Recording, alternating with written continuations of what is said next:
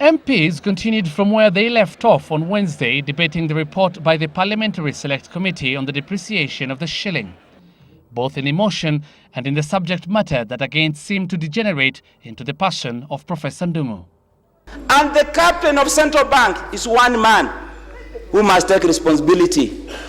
That is Ndung'u.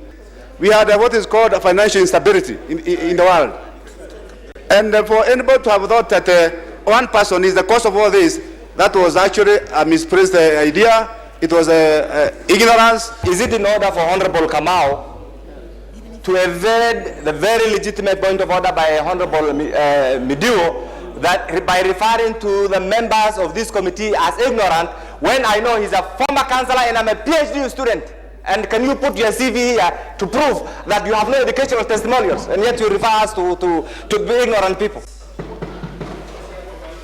Mr. Speaker, I don't know what the member was talking about here. I hold a bachelor's degree in political science, my friend, so I don't know what you are talking about here. Being a councillor doesn't mean that I went to school, Mr. Speaker.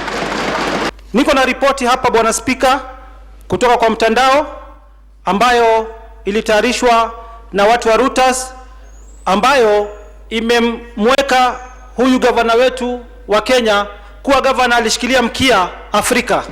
Na hii ndio ripoti, Bwana Spika. As the debate raged on, so did it become apparent that the majority of the MPs supported the recommendations of the report, but on the ouster of Professor Ndung'u, they remained split.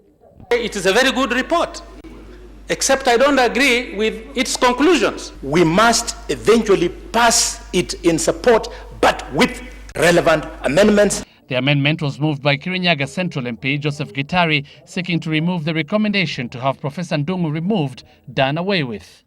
The drastic fall in the value of the shilling was as a result mostly attributable to monetary policies. And Mr. Speaker, you cannot exonerate the governor on that. Because I think this House is trying to do something which is against the law. The article reads very clearly, the Central Bank of Kenya shall not be under the direction or control of any person or authority in exercise of its powers or in the performance of its functions. Mr. Speaker, what are we trying to do in this House? We are only trying to intimidate the governor who has got the sole authority of performing his work. Please rest assured, Governor Njuguna Ndung'u is condemned over the issue of Grand Regency and should not be holding a public office. Like Honorable Boni Halwale said, whether you get rid of him now or another time, he's already condemned. After that, it was put to a vote. Will as men out of pen and say aye? Aye! Will as men of the country pen and say no? No!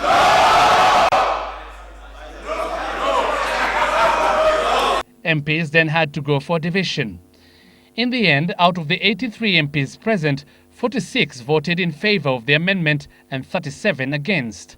The ayes have it. It means Professor Ndung'u now survives the MPs' vote.